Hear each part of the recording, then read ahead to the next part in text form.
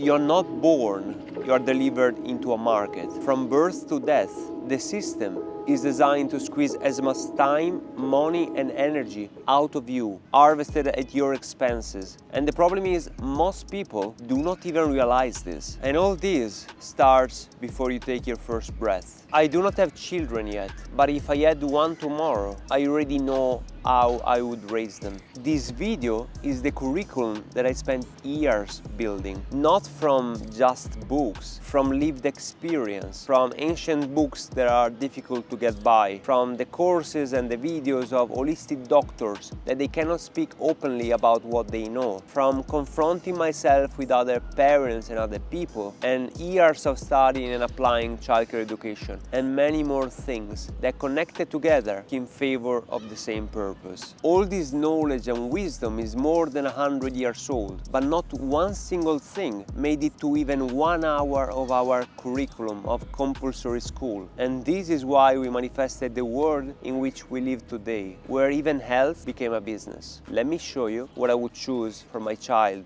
or children. Have you ever seen a mammal giving birth laying down? 2 years ago, I was attending a midwife masterclass in which she was bringing forward something that I never thought about before. Why women give birth like this? And she brought up the story of Louis XIV, that back when he was king, he wanted to attend the sessions of women giving birth. And in order for him to be able to see, he was asking women to lay down, which is a very unnatural position that brings a lot of complications. And since then, according to her, this stuck. And this was at the end of the 18th century. You do not use gravity and you have to push way more in order for the child to come out. You can notice this thing. Every single movie you will ever watch, they reinforce the idea that women should be giving birth like this because this is what happens in every hospital, and that giving birth should be painful and very long. Before birth even happens, everything that you hold in your body is transferred as inheritance to your child. That accounts for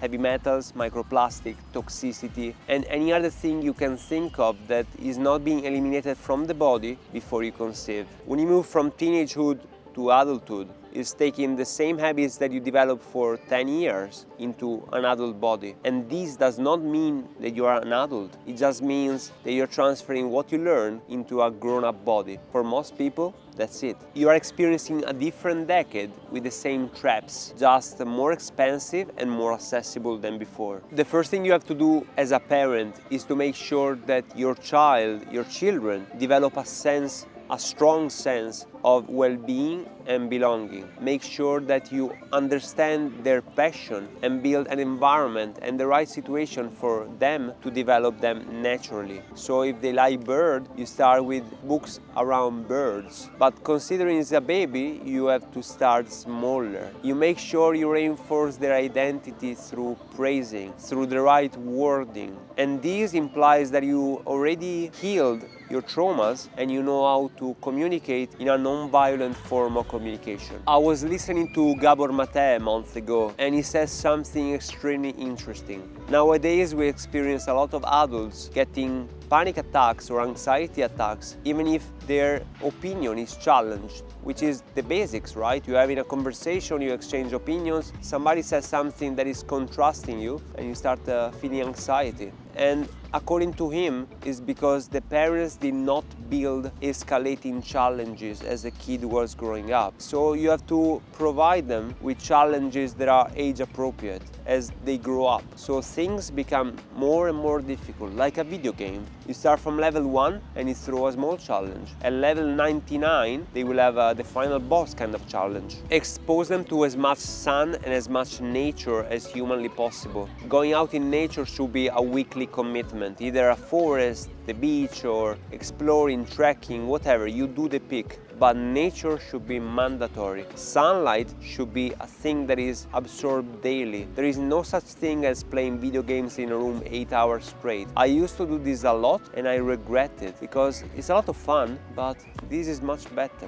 And now as an adult, I love hiking mountains. Does not matter how high is the mountain, I will love it. Grounding is extremely important, and it's basically the activity of going out barefoot into the ground so your body discharges of all all the electricity they accumulated through the day, and also is great for the feet. Educate them about food from an early age. Explain to them how food interacts with the body, how food is transformed inside of the body. Guide them to learn how to cook, how to use a knife, how to prepare food for themselves, and how to understand what real food is. And my rule is 3 ingredients or less. Above that, I do not call it food, and I probably won't introduce it into my body. If kids are reinforced with these ideas, as adults, they will not become customers to an agency or a company or a hospital, because it became a habit, because their system is wired in a different way than all the other people. Another great aspect of understanding food is understanding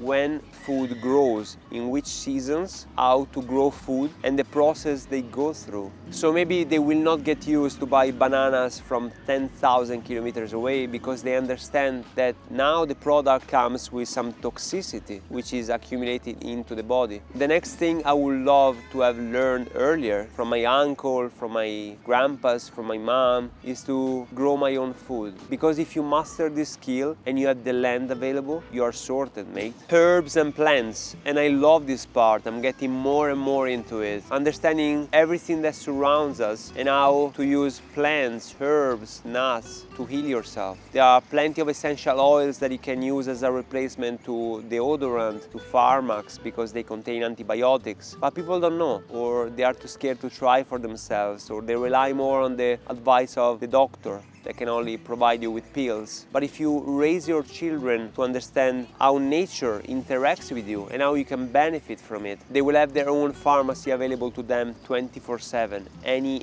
day of the year. Another crucial thing to learn and to teach is how the body works. Whatever you do every single day works for your body. How the body remembers every trauma, every impact, every concussion, and how to avoid long-term damages. Why exercising is important, for example. Lifting weights helps with bone density, which when you grow older can minimize the likelihood of you developing osteoporosis, for example. Soda, the one you drink with Coca-Cola and other drinks, degrades the density of your bones. So you need to learn what habits to cultivate and which one to pick to stay in order to build the kind of body you want. And as an adult, now you made the mistakes, you learned the lessons, you can transfer everything to your children as a treasure and as a great inheritance. In Italian, there are many words to mean the same thing, but there are nuances. For example, you say guarire when you mean to heal with something external, and curare when you mean allowing the body to go back to nature and heal because of it. And I always prefer, and I will always profess in this channel, curare rather than guarire, because I do believe that removing all the pharmacs and the things that our world has provided, you can go back to nature and take everything that your body and you need. By introducing the modern life that we had the need of introducing medicine in the way it is, while before we had all the things provided by nature that we actually needed,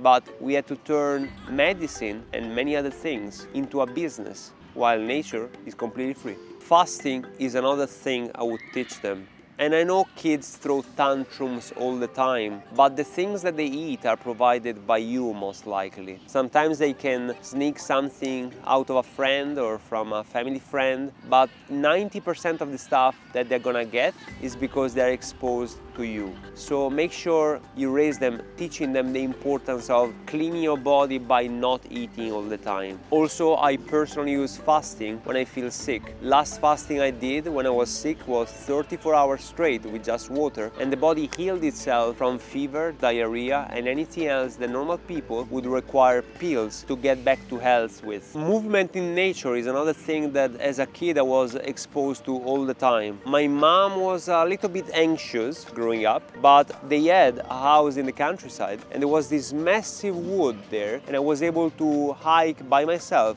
all the time. I was climbing trees like my life depended on it. And even today, as a 38 years old, is something that I really love and I do at any chance that I have. Cold exposure, and this is something that I learned later in life. Cold can be your friend, and I don't mean cold plunging every single day, because this can be very bad for your adrenals, and as a woman you do not want that. As a kid or a young adult, cold can be amazing, because if you do a lot of sport, for example, it helps you to recover recover faster. It helps you to regulate your hormones better and to withstand cold in a better way. There are so many benefits to it. You just have to get used to it. And the first time you will try, or they will try, it will be hard, but it gets easier. Sleep protection, and this is my favorite. There could be a massive video just on this. Nowadays, kids are experiencing any sort of attack for their attention, and every single kid or teenage live with their phone attached to their hands. And when I was a kid in 1990 or early 2000, it was already like this. Now it's just 10 times worse. So you have to make sure that you raise them to understand the hazard that phones and screens have on them. Create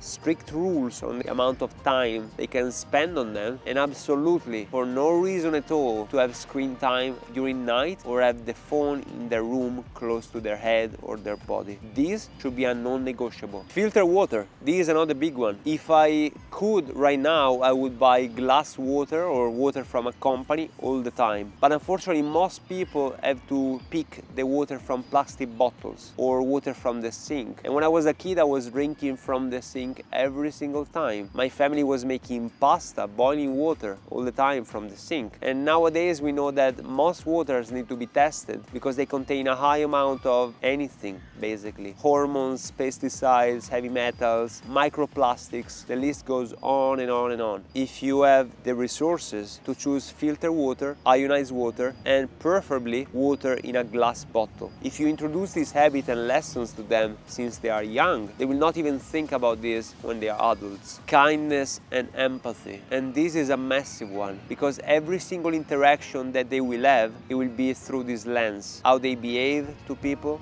how they respond with people, the kind of approach they have. It's very easy to behave from your ego and stay in the negative in the way you speak, you respond, you answer back, but it doesn't take anything to be kind. It's completely free. And the kind of energy that you bring out into the world is the kind of energy that you get back. And by impacting one person, you create a chain of impact that goes around and influences many more. And if you teach this one thing to a child, the impact they will have, it will make them unstoppable. Growing up, I started applying kindness as a life choice, not like a technique, to anything that I do. And everywhere where I go, I'm very lucky. I went to Switzerland with no contact whatsoever, and it felt like I had a red carpet in front of me. You do not have to do this for what you expect out of it, just as a way to live. Nature should be the baseline. I'm extremely passionate about nature, observing wildlife, reading books about wolves and animals in general, learning about plants, the trees and the mycelium. And when I will have a child, I will definitely transfer this passion and this curiosity to them. When you have a child that is curious about nature and becomes an observer, a curious, respectful observer, he will become an adult that respects and loves animals. And this is a big thing to have, because then it becomes empathy, not only transferred to human beings, but also to any other living beings. And it's appreciation and gratitude that you live by every single day. I was forgetting about the most important one, emotional regulation. Most people nowadays, even as adults, are unable to regulate their nervous system. As I was a child, I was not able to express my anger. And if you are into human design, you know I'm a manifestor, and manifestors express anger all the time when they are not aligned to their purpose, their nature. And as a kid, I didn't know these things, so I was angry all the time. I was angry with myself, I was angry with others. I was expressing this anger in a bad way sometimes, making damages or kicking people. And my parents never understood the connection. You have to allow your children to sit with their emotion, experience them, not to explode, but to live their emotions, release them, their tears, their anger, their sadness. There is nothing wrong with them. And as somebody that was able to start crying consistently just at 35 years old, I'm telling you, if you don't, this will result in a lot of problems growing up. Allow them to understand their emotions and to regulate them. It's a process, but it can be turned into a game, and then it becomes easy to be learned and to be applied. And as an adult, it will make a hell of a difference, I promise you. I forgot about one, critical thinking. You can train this by providing information and try to discern, to pull them off together, guiding the process with them so they understand understand what is true, absolutely true, and what is not, what is manipulated or what is a lie, what is not completely true, because there are nuances in between, right? So critical thinking. If you develop a young critical thinker, will be an adult that does not just comply because he's told so, but he thinks about things before following through. Because somebody that gets ordered something and just complies is not a critical thinking human, and I think is the most dangerous form of person, because through history we have references that this led to very bad situations. So you want a critical thinker, not to go against authority, but to question authority at least. None of these requires money. And none of this will be ever marketed to you, because a critically thinking free individual is dangerous and is very hard to be turned into a customer. Self-sovereignty is not just a fancy word, it should be the purpose for every single person out there, to understand the kind of environment and the kind of historic period you're in, and to understand what is required for you to become completely independent from anything. Because the moment you have wealth, the moment you have resources, you can walk away from situations and you can say no to things without having to depend on anybody. You were delivered into a market probably, but you don't have to raise your child into one. The system wants you inflamed, distracted, chronically sick. If you are thinking about fatherhood and you want to prepare your body and your knowledge before that chapter begins, this is exactly what I do. And it starts with you, because whatever you carry inside of your body and inside of your mind, your child inevitably inherits it. When you're ready to start, the link is in the description. And if you know a man that needs this kind of guidance and knowledge, send this video to them. I'll see you in the next one.